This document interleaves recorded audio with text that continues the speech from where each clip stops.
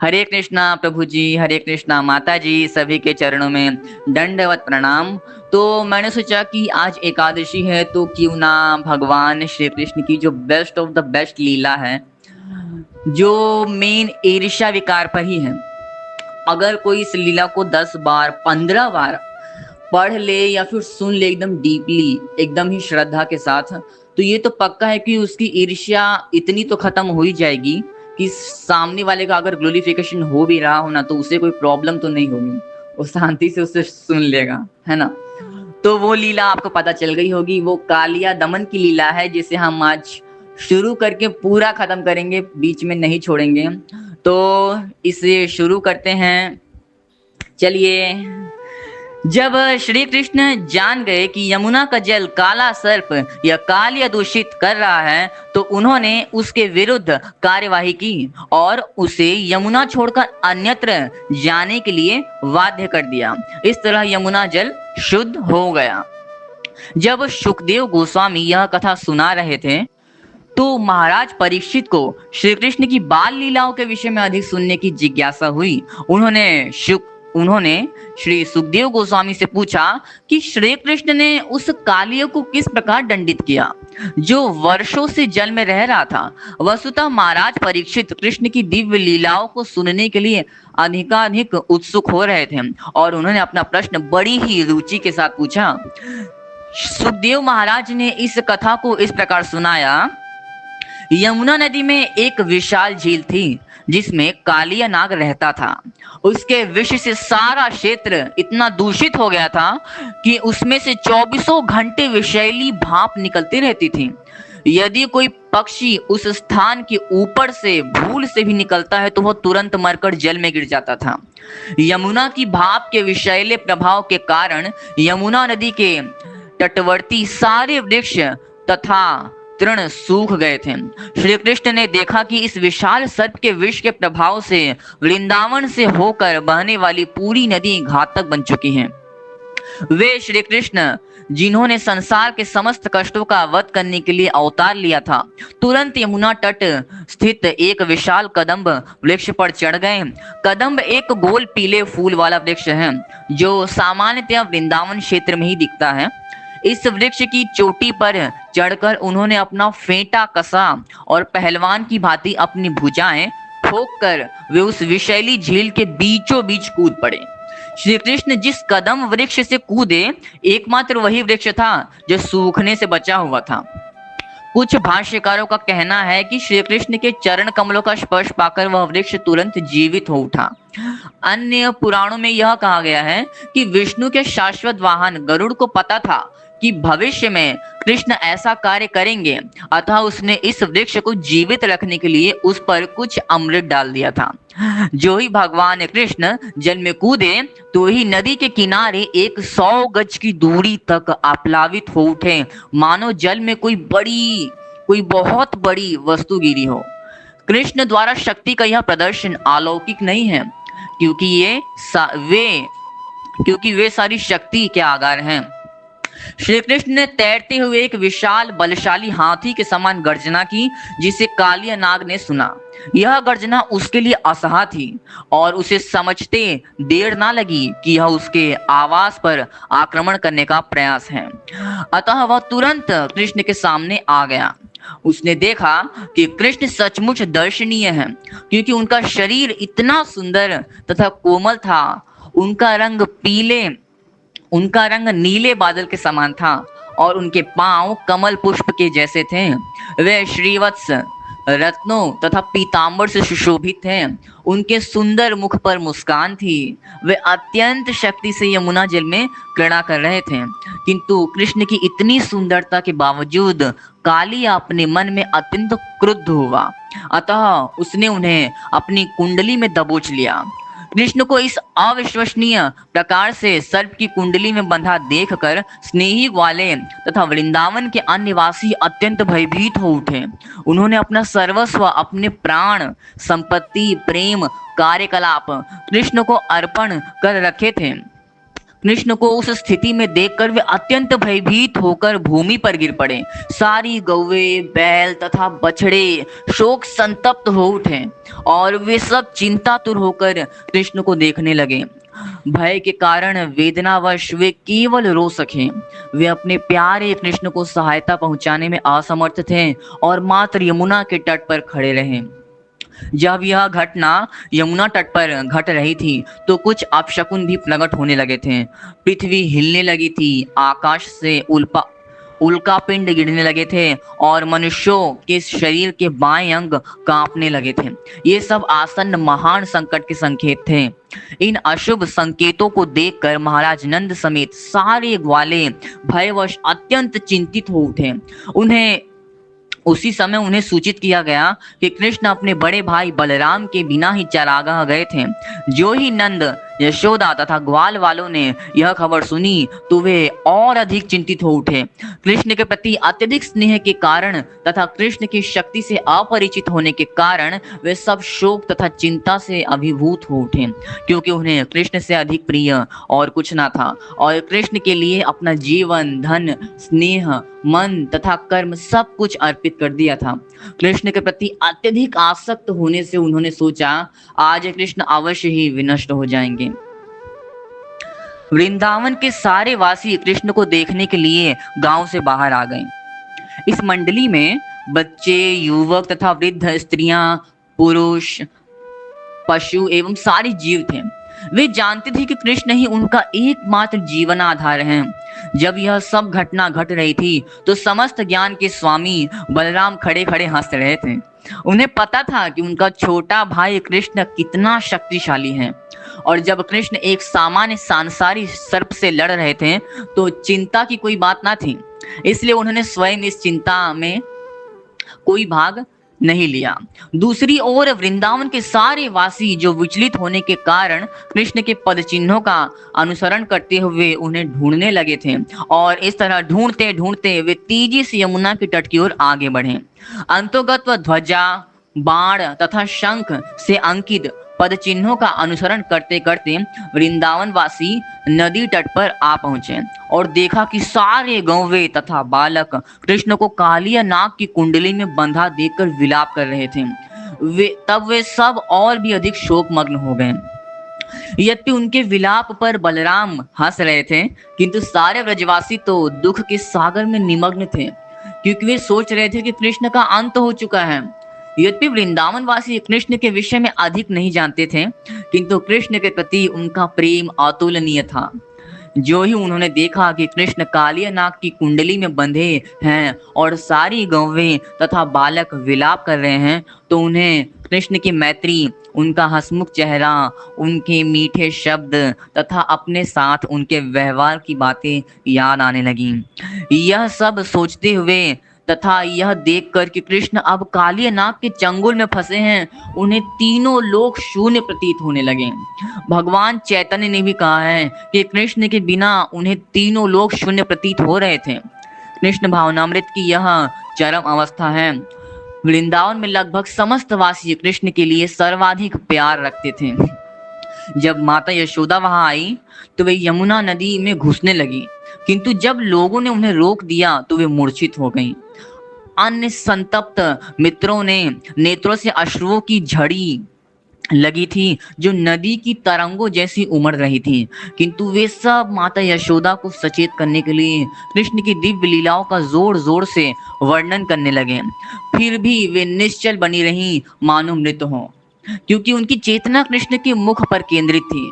नंद तथा अन्य सारे लोग जिन्होंने कृष्ण पर अपने प्राण न्योछावर कर रखे थे, यमुना जल में घुसने को सन्नद्ध थे, किंतु बलराम ने उन सबको मना कर दिया, क्योंकि उन्हें ज्ञात था कि कृष्ण को किसी तरह का संकट नहीं है। 2 घंटे तक कृष्ण सामान्य शिशु की भांति कालिया नाग की कुंडली में बंधे रहे, किंतु जब उन्होंने देखा कि गोकुल के सारे वासी, उनके माता पिता, गोपियां, ग्वाले तथा गायें सभी मृत प्राय हैं और आसन्न मृत्यु से उनको कोई छुटकारा नहीं है, तो कृष्ण ने तुरंत अपने को मुक्त कर लिया। वे अपने शरीर का विस्तार करने लगे। अतः जब सर्प ने उन्हें पकड़े रखना चाहा तो उसे काफी जोर खींचतान लगाना पड़ा। इस जोर के कारण उसकी कुंडली शिथिल पड़ गई और जब उसके पास भगवान कृष्ण को छोड़ देने के अतिरिक्त और कोई चारा ना रह गया, तब कालिया अत्यंत क्रुद्ध हुआ और उसने अपने विशाल फन फैला दिए। उसने अपने नथुनों से विषैली फुतवार की, उसकी आंखें अग्नि के समान दहक उठी और उसके मुख से ज्वाला निकलने लगी। वह विशाल नाग कुछ काल तक शांत भाव से कृष्ण को देखता रहा, फिर अपनी दुधारी जीभ से होठ चाटते हुए दोहरे फनों और विषैले नेत्रों वाले उस नाग ने कृष्ण को देखा। कृष्ण तुरंत उस पर टूट पड़े, जिस प्रकार गरुड़ सर्प पर झपटता है। इस प्रकार हमला किए जाने पर कालिया ने कृष्ण को डसना चाहा, किंतु कृष्ण उसके चारों ओर घूमने लगे। कृष्ण तथा कालिया दोनों के चक्कर काटते रहने से सर्प धीरे धीरे थकने लगा और उसका बल घटने लगा। कृष्ण ने तुरंत सर्प के फनों को नीचे दबाया और झट से कूदकर उन पर चढ़ गए। भगवान के चरण कमल सर्प के फनों की मड़ियों की किरणों से लाल रंग के दिख रहे थे। फिर नृत्य जैसी संपूर्ण कलाओं के मूल अधीश्वर भगवान कृष्ण सर्प के फनों पर नाचने लगे और इधर उधर हिल रहे थे। यह देखकर स्वर्ग के निवासी उन पर पुष्पों की वर्षा करने लगे, दुदुम्बियां बजाने लगे और विविध प्रकार की बांसुरियां बजाकर गीत तथा स्तुतियां गाने लगे। इस प्रकार गंधर्व, सिद्ध तथा देवता आदि स्वर्ग के निवासी अत्यंत प्रसन्न हुए। जब कृष्ण कालिया के फनों पर नाच रहे थे तो उसने अन्य फनों के द्वारा उन्हें नीचे गिराना चाहा। कालिया के लगभग 100 फन थे, किंतु कृष्ण ने सबों को अपने वश में कर रखा था। वे उन पर अपने चरण कमलों का प्रहार कर रहे थे, जो कालिया के लिए असह्य हो रहा था। धीरे धीरे कालिया के प्राणों पर आवनी वह सभी प्रकार का मल वमन करने लगा और अपने फुतवार से अग्नि निकालने लगा। इस प्रकार अपने भीतर से विषैले पदार्थ निकाल निकाल कर कालिया पापमय स्थिति को प्राप्त हो गया। वह अत्यंत क्रोध से आत्मरक्षा के लिए संघर्ष करने लगा और भगवान को मानने के लिए उसने अपना एक फन उठाया, किंतु उन्होंने तुरंत उसे पकड़कर पात प्रहार द्वारा वश में कर लिया और उस पर नाचने लगे। ऐसा लग रहा था मानो भगवान विष्णु की पूजा हो रही हो। सर्प के मुख से निकल रहे विष पुष्पांजलि से प्रतीत हो रहे थे। फिर कालिया अपने मुख से विष के स्थान पर रक्त वमन करने लगा और बुरी तरह थक गया। उसका सारा शरीर भगवान के चरण प्रहारों से जर्जर हो उठा। अंततः वह अपने मन में समझ गया कि कृष्ण श्री भगवान हैं। अतः वह उनकी शरण में आया। उसे अनुभव हुआ कि श्री कृष्ण ही सबों के स्वामी परमेश्वर हैं। तब सर्व पत्नियों ने देखा कि उनका पति भगवान के पाद प्रहार द्वारा वशीभूत किया जा चुका है और वह मरणासन्न है। भगवान के भारी बोझ को उठाने के कारण जिनके उदर में सारा ब्रह्मांड समाया है, कालिया की पत्नियों ने जल्दी जल्दी भगवान की पूजा करने की तैयारी की।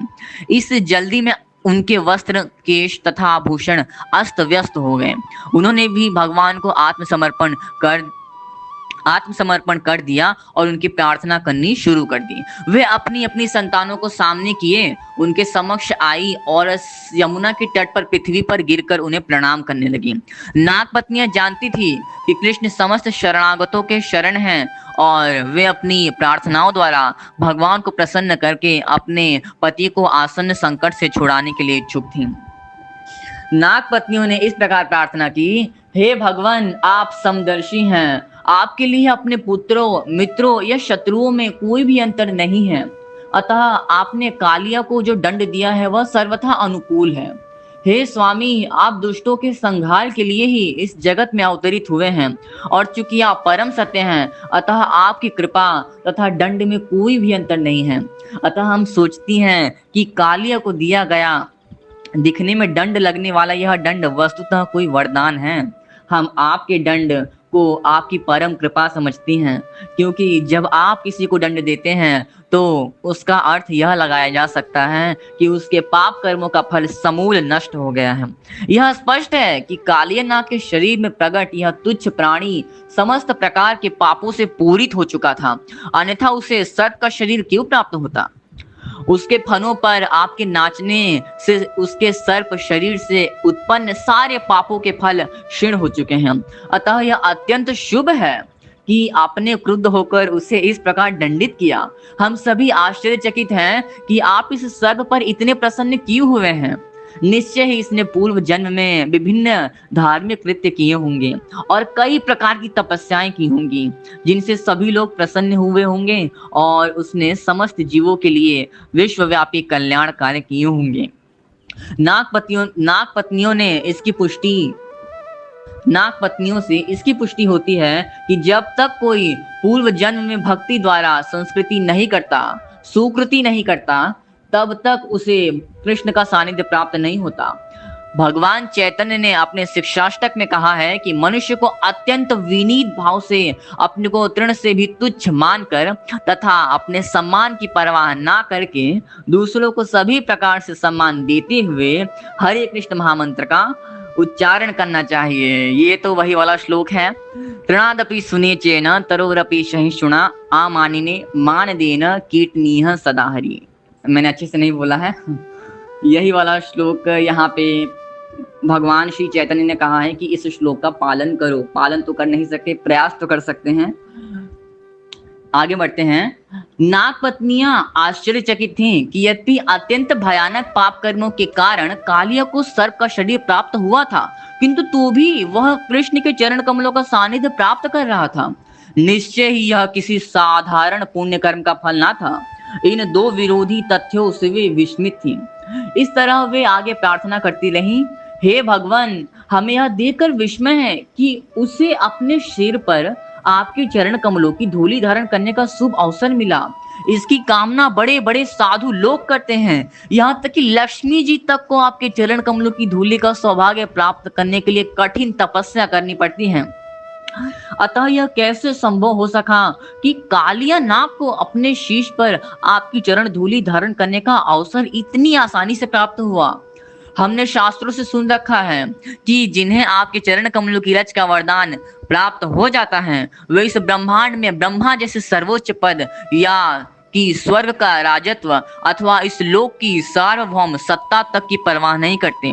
ना ही वे इस पृथ्वी के ऊपर स्थित लोकों यथा सिद्ध लोक पर राज्य करने की आकांक्षा करते हैं। ना ही वे योग द्वारा योग शक्ति प्राप्त करने की इच्छा करते हैं।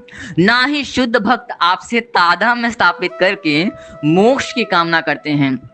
हे नाथ, यद्यपि यह सर्प प्रकृति के अत्यंत निकृष्ट गुण द्वारा पालित योनि में जन्मा है और यह क्रोध से युक्त है, ईर्ष्या से युक्त है, किंतु इस सर्पराज को अत्यंत दुर्लभ वस्तु प्राप्त हुई है। सारी जीव जो इस ब्रह्मांड में चक्कर लगा रहे हैं और विभिन्न योनियों को प्राप्त हो रहे हैं, केवल आपकी कृपा से ही सर्वश्रेष्ठ वर प्राप्त कर सकते हैं। चैतन्य चरितामृत में इसकी भी पुष्टि हुई है कि इस ब्रह्मांड में सारी जीव विविध योनियों में घूमते रहते हैं, किंतु कृष्ण तथा गुरु की कृपा से उन्हें भक्ति का बीज प्राप्त हो सकता है और इस प्रकार उनकी मुक्ति का मार्ग प्रशस्त हो जाता है। नाग पत्नियों ने आगे निवेदन किया, अतः हे स्वामी, हम आपको सादर नमस्कार करती हैं, क्योंकि आप परम पुरुष हैं और प्रत्येक जीव के भीतर परमात्मा रूप में निवास करते हैं। आप इस ऋषि जगत से परे हैं, किंतु आप ही सब कुछ हैं, आप पर ही सब कुछ निर्भर है। आप साक्षात दुर्दांत काल हैं, संपूर्ण काल शक्ति आप में स्थित है। अतः आप भूत, वर्तमान तथा भविष्य, मास, दिन, घंटा, क्षण के रूप में समग्र काल के दृष्टा और प्रतिरूप हैं। दूसरे शब्दों में, हे भगवान, आप प्रत्येक क्षण, घंटा, दिन, वर्ष तथा भूत, वर्तमान, भविष्य में घटित होने वाले सारे कार्यकलापों को भली भांति देख सकते हैं। आप स्वयं विराट रूप हैं, तो भी आप इस ब्रह्मांड से भिन्न हैं। आप ही एक समय इस ब्रह्मांड से अभिन्न तथा भिन्न हैं। आप ही एक ही समय में इस ब्रह्मांड से अभिन्न तथा भिन्न हैं। अतः हम आपको सादर नमस्कार करती हैं। आप साक्षात पूर्ण ब्रह्मांड हैं, फिर भी आप उसके सृष्टा हैं। आप ही इस समस्त ब्रह्मांड के अधीक्षक तथा पालक हैं और आप ही इसके आदि कारण भी हैं। यद्यपि आप अपने त्रिगुणात्मक अवतारों ब्रह्मा, विष्णु तथा महेश्वर के रूप में इस ब्रह्मांड में व्याप्त हैं, तथापि आप भौतिक सृष्टि से परे हैं। यद्यपि आप सभी प्रकार के जीवों, उनकी इंद्रियों, प्राणों, मनो तथा बुद्धि की उत्पत्ति के कारण हैं, किंतु आप अपनी अंतरंगा शक्ति द्वारा जाने जाते हैं। अतः हम आपको सादर नमस्कार करती हैं, क्योंकि आप अनंत, सूक्ष्मतम से भी सूक्ष्म, समस्त उत्पत्ति के केंद्र तथा सब कुछ जानने वाले हैं। विविध श्रेणी के चिंतक आप तक पहुंचने का यत्न करते रहते हैं। आप ही समस्त दार्शनिक प्रयासों के चरम लक्ष्य हैं और वस्तुतः आप ही समस्त दर्शनों तथा विभिन्न सिद्धांतों द्वारा वर्णित हैं। हम आपको सादर प्रणाम करती हैं, क्योंकि आप समस्त शास्त्रों के तथा ज्ञान के स्रोत हैं। आप समस्त साक्ष्यों के मूल हैं और आप हम सबों को परम ज्ञान प्रदान करने वाले परम पुरुष हैं। आप समस्त इच्छाओं के कारण हैं और सभी प्रकार की संतुष्टि के कारण हैं। आप साक्षात वेद हैं। अतः हम आपको सादर नमस्कार करती हैं। हे भगवान, आप भगवान श्री कृष्ण हैं और परम भोक्ता भी हैं। ओ जो अब सात्विक भाव रूप वसुदेव के पुत्र रूप में प्रकट हुए हैं। आप मन तथा बुद्धि के अधिष्ठाता, अनिरुद्ध तथा प्रद्युम्न हैं और समस्त वैष्णवों के स्वामी हैं। आप अपने चतुर्व्यूह रूप में वासुदेव, संकर्षण, अनिरुद्ध तथा प्रद्युम्न हैं और मन तथा बुद्धि के विकास के कारण स्वरूप हैं। आपके कार्यकलापों से ही सारे जीव या तो विस्मृति से आवृत हो जाते हैं या अपने असली स्वरूप को पहचान लेते हैं। इसकी पुष्टि भगवत गीता के 15वें अध्याय में भी इस प्रकार हुई है। भगवान सबों के हृदय में परमात्मा रूप में स्थित हैं और उनकी उपस्थिति के कारण ही जीव या तो अपने आप को भूल जाता है या अपने आदि स्वरूप को पहचान लेता है। हम कुछ समझती हैं कि आप हमारे हृदयों में हमारे सारे कार्यों के साक्षी रूप में स्थित हैं, किंतु आपकी उपस्थिति की अनुभूति कर पाना अत्यंत कठिन है। यद्यपि हम में से प्रत्येक कुछ सीमा तक ऐसा कर सकती हैं। आप भौतिक तथा आध्यात्मिक शक्तियों के परम नियंता हैं, अतः आप परम अग्रणी हैं। यद्यपि आप इस दृश्य जगत से भिन्न हैं, आप इस दृश्य जगत के प्रत्येक अवयव के साक्षी तथा सृष्टा हैं, अतः हम आपको नमस्कार करती हैं। हे भगवान, आपको इस दृश्य जगत की उत्पत्ति करने में व्यक्तिगत रूप से कुछ भी नहीं करना पड़ता। आप अपनी विविध शक्तियों, सतो, रजो तथा तमो के द्वारा इस दृश्य जगत की उत्पत्ति, पालन तथा संहार करते हैं। आप समस्त काल शक्ति के नियंता रूप में अपने दृष्टि मात्र से ही इस ब्रह्मांड की उत्पत्ति करते हैं और प्रकृति की उन विभिन्न शक्तियों को, जो विभिन्न प्राणियों पर विभिन्न रूप से कार्य कर रही हैं, शक्ति प्रदान करते हैं। अतः कोई भी इसका अनुमान नहीं लगा सकता कि संसार के भीतर आपके कार्यकलाप किस तरह चलते रहते हैं। हे प्रभु, यद्यपि आपने उत्पत्ति, पालन तथा संहार के लिए ब्रह्मा, विष्णु तथा शिव इन 3 प्रमुख देवों के रूप में अपना विस्तार किया है, किंतु भगवान विष्णु के रूप में आपका अवतार प्राणियों के वरदान के लिए है। अतः जो लोग शांत हैं और परम शांति के इच्छुक हैं, उनके लिए आपके विष्णु रूप शांत अवतार की पूजा की संस्तुति की जाती है। हे भगवान, हम आपके समक्ष प्रार्थना कर रही हैं। आप यह जान सकते हैं कि यह बेचारा सर्प अपना प्राण त्यागने वाला है। आप जानते हैं कि हम स्त्रियों के लिए हमारा पति ही सर्वस्व है। अतः हमारी प्रार्थना है कि आप हमारे पति कालियानाग को क्षमा कर दें, क्योंकि यदि यह सर्प मर जाता है तो हम सब घोर संकट में पड़ जाएंगी। आप हम पर कृपा करें और इस परम पापी को क्षमा दान करें। हे प्रभु, प्रत्येक जीव आपकी संतान है और आप हर एक का पालन करते हैं। यह सर्प भी आपकी संतान है, अतः आप इसे क्षमा करें। भले ही इसने आपकी शक्ति को जाने बिना आपके प्रति अपराध किया है, हमारी प्रार्थना है कि इसे इस बार क्षमा करें। हे प्रभु, हम आपको अपनी प्रेममय सेवाएं अर्पित कर रहे हैं, क्योंकि हम सभी आपकी नित्य सेविकाएं हैं। आप हमें जो भी आदेश देंगे हम उसका पालन करेंगी। यदि कोई आपके कोई आदेशों का पालन करे तो वह अपनी सारी निराशा से मुक्त हो सकता है। हमने देखा कि ये नाग पत्नियां हैं, नाग हैं, और ये किस तरह से स्तुति कर रही हैं। जो सर्प होता है, जो नाग होता है, वो ईर्ष्या का ही प्रतीक होता है ना। ईर्ष्या से ही बना होता है, मैं तो यही बोलूँ, ईर्ष्या से ही बना होता है।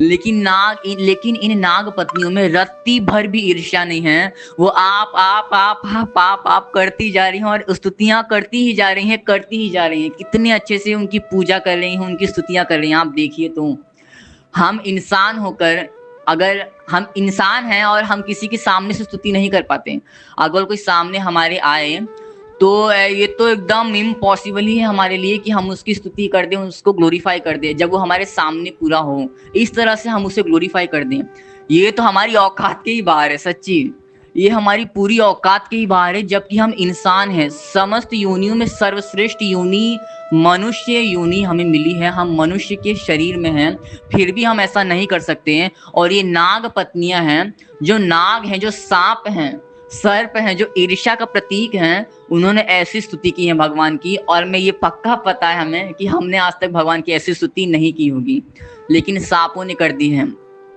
इसका मतलब यही है कि सांप से भी गिरा हुआ हूं मैं, आप लोग नहीं। मैं सर्प से भी गिरा हुआ सबसे तुच्छतम प्राणी हूँ। सच्ची, सबसे बड़ा अधम, पापी, नराधम, अपराधी, चोर, सब कुछ हूं मैं। कि आज तक मैंने भगवान कृष्ण का इस तरह से गुणगान नहीं किया है जितना ही नाग पत्नियों ने किया है, सच्ची में। चलिए कोई बात नहीं, आगे पढ़ते हैं। काश ऐसी स्थिति मुझे भी प्राप्त हो जाए कि मैं भी भगवान कृष्ण का ऐसा गुणगान कर सकूं जैसे नाग पत्नियों ने किया है। तो चलिए आगे बढ़ते हैं। नाग पत्नियों द्वारा प्रार्थना किए जाने पर भगवान कृष्ण ने कालिया को अपने पास से मुक्त कर दिया। कालिया पहले से ही भगवान के प्रहार से अचेत था, अतः चेतना आने पर तथा पाश से मुक्त होने पर कालिया में प्राण का संचार हुआ और उसकी इंद्रियां चैतन्य हो उठी। वह हाथ जोड़कर परम भगवान कृष्ण से प्रार्थना करने लगा, मेरा जन्म ऐसी योनि में हुआ है कि मैं तमोगुण के कारण स्वभाव से क्रोधी और ईर्ष्यालु हूँ। आप भली भांति जानते हैं कि प्राकृतिक स्वभाव को त्याग पाना कितना कठिन है। यद्यपि इस स्वभाव के कारण ही जीव एक शरीर से दूसरे देह में देहांतरण करता रहता है। भगवत गीता में भी कहा गया है कि भौतिक प्रकृति के चंगुल से छुटकारा पाना अतीव कठिन है, किंतु यदि मनुष्य भगवान कृष्ण की शरण में चला जाता है तो प्रकृति के गुणों का उस पर कोई प्रभाव नहीं पड़ता। कालिया ने आगे कहा, हे प्रभु, आप प्रकृति के उन समस्त गुणों के मूल सृष्टा हैं जिनसे इस ब्रह्मांड की उत्पत्ति होती है। आप जीवों की उन विभिन्न प्रवृत्तियों के कारण स्वरूप हैं जिनके कारण उन्हें विभिन्न प्रकार के शरीर प्राप्त होते हैं। हे स्वामी, मैं सर्प के रूप में उत्पन्न हुआ हूँ, अतः स्वभाव से ही मैं अत्यंत क्रोधी हूँ। अतः आपकी कृपा के बिना इस स्वभाव को त्याग सकना कैसे संभव हो सकता है। आपकी माया के बंधन से छूट पाना बहुत कठिन है। आपकी माया से ही हम दास बने हुए हैं। हे भगवान, मेरी इन अपरिहार्य भौतिक प्रवृत्तियों के लिए मुझे क्षमा प्रदान करें। मैं आपकी शरण में आया हूँ। अब आप चाहें तो मुझे दंड दें या मुझे बचा लें। यह सुनकर बाल रूप श्री कृष्ण भगवान ने सर्प को इस प्रकार आदेश दिया, तुम तुरंत इस स्थान को छोड़कर सागर में चले जाओ। अब इसमें तनिक भी विलंब ना लगे। तुम अपने साथ अपनी पत्नियां, पुत्र तथा अपनी संपत्ति ले जा सकते हो। अब तुम यमुना के जल को दूषित ना करना, जिससे इसके निर्मल जल को निर्वात होकर हमारी गौवें तथा ग्वाल पी सकें। तब भगवान ने घोषणा की, कालिया नाग को दिया गया आदेश सब कोई सुन ले कि जिससे आप कोई कालिया से ना डरे। जो कोई कालिया दमन की इस कथा को सुनता है उससे सर्पों के ईर्ष्यालु कर्मों से डरने की कोई आवश्यकता नहीं रहेगी। भगवान ने यह भी उद्घोष किया, यदि कोई इस कालिया झील में स्नान करता है जहां मैंने तथा मेरे ग्वाल वालों ने स्नान किया है, या यदि कोई एक दिन उपवास रख कर इसके जल से पितरों का तर्पण करता है, तो वह सारे पापों के फलों से मुक्त हो जाएगा। भगवान ने कालिया को भी आश्वासन दिया, तुम यहाँ पर गरुड़ के भय से भाग कर आए थे, क्योंकि वह समुद्र की निकटवर्ती सुंदर भूमि पर तुम्हारा भक्षण करना चाहता था। अब तुम्हारे सिर पर मेरे चरण कमलों के चिन्ह देखकर गरुड़ तुमसे कोई शत्रुता नहीं करेगा। भगवान कालिया तथा उसकी पत्नियों पर प्रसन्न हुए। उनका आदेश पाते ही कालिया तथा उसकी पत्नियां सुंदर वस्त्र, फूल, माला, रत्न, आभूषण, चंदन, कमल पुष्प तथा फूलों की भेंट चढ़ाकर उनकी पूजा करने लगे। इस प्रकार उन्होंने अपने शत्रु गरुड़ के स्वामी को प्रसन्न कर दिया, जिससे वे बहुत भयभीत थे। फिर कृष्ण के आदेश का पालन करते हुए उन्होंने यमुना झील छोड़ दी। इस प्रकार लीला पुरुषोत्तम भगवान श्री कृष्ण के अंतर्गत कालिया दमन नामक 16वें अध्याय का भक्ति वेदांत तात्पर्य पूर्ण हुआ। हरे कृष्णा हरि हरि। हम यहीं पे एंड करते हैं, हमारी कथा खत्म हो चुकी है। आप सभी को बहुत ही प्यारी प्यारी प्यारी प्यारी शुभकामनाएं आपको योगिनी एकादशी की। हरे कृष्णा हरि हरि। चलिए अब कल मिलते हैं।